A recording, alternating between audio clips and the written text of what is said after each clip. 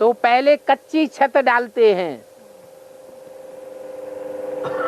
कच्ची छत डालने के बाद फिर लेंटर डालते हैं, सीमेंट का पक्का। वो पक्का सीमेंट का छत जब मजबूत हो जाता है, जैसे एडवांस पार्टी अभी मजबूत होती जा रही है, फिर नीचे वाली छत निकाल देते हैं।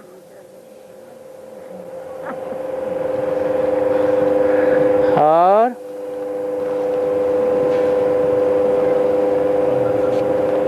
सेवा 3 प्रकार की होती है बाबा, है? तन मन धन, और उनमें से आयवजह किसका ज्यादा बनता है फिर? है? सेवा 3 प्रकार की होती है, तन मन और धन, तो उनमें से आयवजह किसका ज्यादा बनता है? मन सा। अभी तक जो सेवा हुई है वो भागदौड़ की सेवा करने वालों ने भागदौड़ की सेवा तन से की, वाचा की सेवा करने वालों ने वाचा से सेवा की। लेकिन मन तो बंदरों का बना हुआ है, मन एकाग्र ही नहीं हुआ है, तो मन की सेवा कैसे होगी? बंदर बुद्धि से थोड़ा ही मन की सेवा होगी। बंदर से जब मंदिर लायक बने तब सेवा भी हो।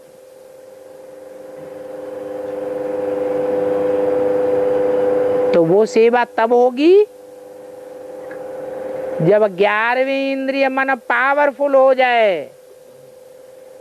एकाग्र हो जाए।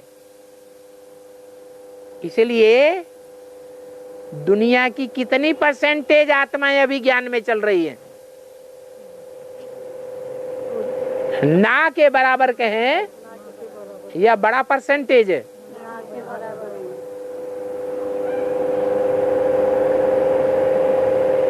70 साल तो बीत गए। 100 साल के संगम में से 2/3 हिस्सा खत्म हो गया, ज्यादा। और अभी तक दुनिया की अंश मात्र आत्माओं को संदेश मिला है। तो 700 करोड़ को संदेश कैसे मिलेगा? वाचा से मिलेगा? तन की भागदौड़ से मिलेगा? नहीं,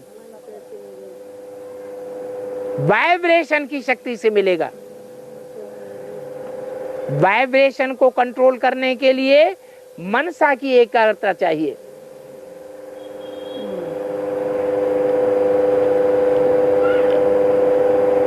अभी माउंट आबू पहुंचे ही कहाँ हो?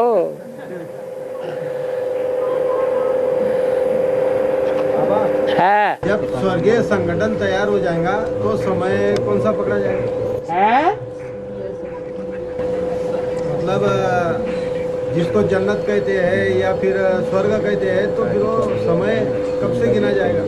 मतलब दुनिया कैसे अनुभव करेंगे उसको? दुनिया तो अनुभव सारी नहीं कर सकती, क्योंकि दुनिया की जो आत्माएं जन्नत में या पैराडाइज में गई ही नहीं है, वो अनुभव कैसे करेंगी? जिनके शास्त्रों में गायन है वो वही आत्माएं हैं जो कन्वर्ट होकर के अंग्रेज बन गई, जो कन्वर्ट होकर के मुसलमान बन गई। उन्होंने ही जाकर के शास्त्र बनाए हैं और उन्होंने ही शास्त्रों में जन्नत और पैराडाइज और बैकुंठ ये शब्द यूज किए हैं। जिसने रसगुल्ला खाया होगा वो ही रसगुल्ला याद करेगा। रसगुल्ले की मिसाल क्यों देते है? रसगुल्ला अच्छा लगता है, रसगुल्ला अच्छा लगता है, माताओं को ज्यादा अच्छा लगता है। पानी में पूरा डूबा होता है। और तो कितने आत्माएं इस स्वर्ग को अनुभव करेंगे? ऐसे जग में कितने आत्माएं स्वर्ग को अनुभव करेंगे? जान सकती है बुद्धि या अपने नेत्रों से देख सकती है ऐसा पैराडाइज को? अरे तो प्रजा नहीं देखेगी, राजवर्ग की आत्माएं नहीं देखेंगी। त्रेता के अंत तक 16,108 की संख्या पूरी होगी या नहीं होगी? त्रेता के अंत तक 16,108 प्रिंस प्रिंसेस का पद पाने वालों की संख्या पूरी होगी या नहीं होगी? पूरी होगी। तो उनकी प्रजा की संख्या कितनी है? 16,108 जो त्रेता के अंत तक प्रिंस प्रिंसेस बनेंगे, उनकी प्रजा की संख्या कितनी है? तो जो 10 करोड़ हैं वो अनुभव जरूर करेंगे यहाँ, और बाकी दुनिया में कोई नहीं जाना। बाकी दुनिया में नहीं कैसे जानेंगे? सीधी सी बात है, जिन्होंने अनुभव नहीं किया वो उनको अनुभव कैसे होगा? तो जो आत्माएं आत्मिक स्थिति में स्थित हो जाएंगी, उनकी सिचुएशन कैसे होंगी आगे? है? मतलब देह से उनकी सिचुएशन कैसे होंगी? परिस्थिति उनकी आत्मिक स्थिति में स्थित होने वाले 4.5 लाख ही होते हैं। तो फिर उनकी स्थिति माउंट आबू में कैसे होगी? कैसे होगी? कैसे का मतलब क्या है? आत्मिक स्थिति का मतलब है देह भान भूल जाए, न अपनी देह याद आए, न देह के संबंधियों की देह याद आए, न देह के पदार्थ याद आए। जैसे माता कहती आपको रसगुल्ला ही क्यों बार बार याद आता है? हाँ, तो और दूसरी चीज का भी तो दे सकते हैं ना। हाँ, नहीं, बाबा को ज्यादा अच्छा लगता होगा। हाँ, इंद्रियों के आकर्षण से परे जो सुख होता है वो आत्मिक सुख होता है। हाँ जी, वो कैसे? इंद्रियों के आकर्षण से परे जो सुख होता परे का जो सुख है वो ही अतीन्द्रिय सुख है। हाँ जी, और हाँ वही तो बात। हाँ, गंगाधर और झांसी की इनका सवाल ऐसा है। अरे रुको, माताओं को भी पूछ लेने दो। हाँ, गंगाधर और झांसी की रानी हाँ, दत्तक पुत्र लेते हैं। हाँ, दत्तक पुत्र लेते थे, हाँ, तो इनको मना क्यों किया जाता है? अंग्रेजों ने मना किया ना।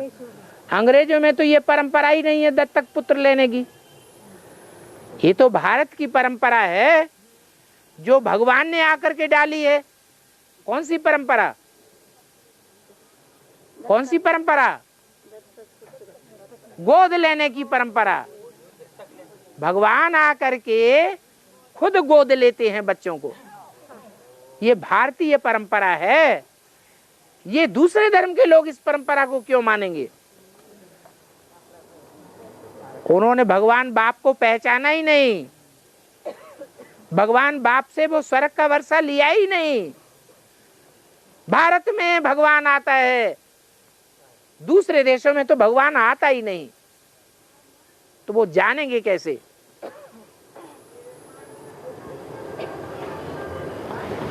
बाबा, हाँ, झांसी की रानी का जो अभी पार्ट चल रहा है, वो अभी कहाँ पाठ चल रहा है?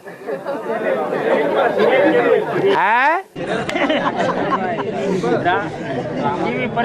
सीरियल चल रहा है। अच्छा, सीरियल देखते हो रोज?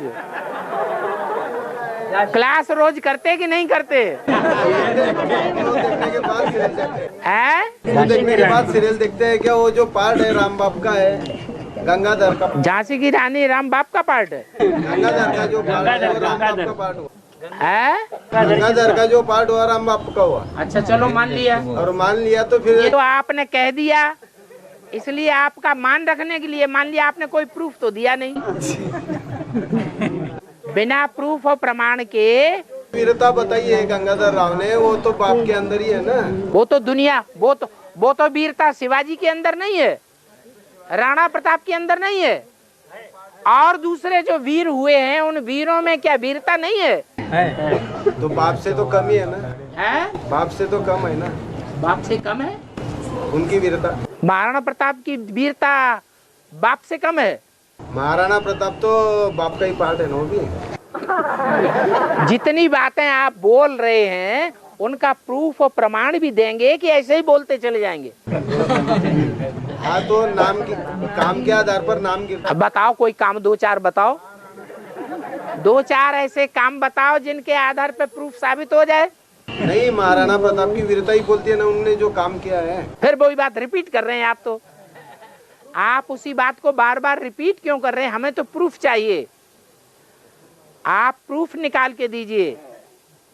फिर जो गंगाधर का पार्ट यदि पकड़ा ऐसा राम बाप का है, तो जो झांसी की रानी है वो पार्ट जगदम्बा का पकड़ा जाए। आप कहते हैं तो हम मान लेते हैं, लेकिन आपने कोई प्रूफ प्रमाण तो नहीं दिया। बाबा, हाँ बाबा, तो यदि झांसी ऐसा का रानी मान का लिया पार्ट तो जाए, बाबा का है। झांसी का रानी का पार्ट बाबा ऐसा का है। जो मान लिया झांसी जाए, की रानी का पार्ट बाबा का है। हाँ जी। लो, ये कह रहे हैं इनकी बात भी हम मान लेते हैं। ये बाबा मुरली में प्रमाण है ना उसका। हाँ, दो, ये मुरली का प्रमाण बताते हैं, आप तो मुरली का प्रमाण भी नहीं बताते। और झांसी की जो राम वाली आत्मा है, और जो माता का पार्ट बजाती है तो अपने कसम को भी खा जाती है। वो माता का जो पार्ट बजाती है तो अपने कसम को भी खा जाती है। राम वाली आत्मा माता का पार्ट बजाती है तो कसम को खा जाती है, अपने पति को। राम वाली आत्मा जब माता का पार्ट बजाती है, वो कौन से माने हिस्ट्री की कोई बात बता रहे होंगे आप? मुरली में बताए, ऑडियो कैसेट की मुरली में बताए। मुरली की बात समझे बगैर आप सुन लेते हैं, मान लेते हैं। बाबा हर बात को समझाते हैं कि सिर्फ सुनाते हैं? समझाते भी हैं। तो आपने सिर्फ सुन करके ही कैसे मान लिया? सुनी सुनाई बातों से भारतवासियों ने दुर्गति पाई। तो बाबा झांसी का पार्ट जगदम्बा का होगा। फिर वही बात, एक बोलता बाबा का पार्ट, एक बोलता जगदम्बा का पार्ट। नहीं, जगदम्बा मुरली में अव्यक्त वाणी में बाबा ने बोला, बाप दादा बोर्ड पर लिखकर नहीं बतावेंगे ये किसका पार्ट है, कागज पर लिखकर नहीं बतावेंगे ये किसका पार्ट है। अपनी अपनी चलन से, अपनी अपनी भाषा से, वाचा से, अपने अपने व्यवहार से, अपनी अपनी बुद्धिमत्ता से अपने पार्ट को स्वतः ही प्रत्यक्ष करेंगे। जगदम्बा के वो गुण अगर झांसी की रानी में दिखाई देंगे तो वो पार्ट नहीं मानेंगे। तो वो गुण बताओ ना, वो गुण बताए बगैर कैसे मान लेंगे? उन्होंने अंग्रेजों से सामना किया, ऐसा है, उनका स्वाभिमान स्वतंत्र ऐसा के है। लिए लड़ी हो। नहीं, उनमें इतना स्वाभिमान था, हाँ, देश के प्रति इतना प्रेम था, हाँ, और अपने बात रखने की इतनी हिम्मत थी उनमें, हाँ। जैसे जगदम्बा में है। जगदम्बा में क्या है? जगदम्बा में क्या है बताओ? बोलने की शैली ज्यादा है। बोलने की शैली ज्यादा है तो कहाँ गई जगदम्बा? आएंगी ना। फिर वही बात, क्या किया आपने? कुछ किया? हाँ, एक सवाल बाकी बाबा, हाँ, बोलो। इंद्रियों के आकर्षण से परी जो सुख होता है, हाँ। इंद्रिय सुख होता है, हाँ। तो उसका स्पष्टीकरण बोल रहे। अरे इंद्रियों का उसमें काम ही नहीं है। 11वीं इंद्रिय मन स्वतः ही अंदर अंदर अनुभव करती है। इंद्रियां हो या इंद्रियां न हो, उसको आत्मिक स्टेज बोला जाता है। हाँ, उसको अतीन्द्रिय सुख कहा जाता है, इंद्रियों से परे का सुख। अनुभव में क्या क्या किस ज्ञान हो गया यहाँ?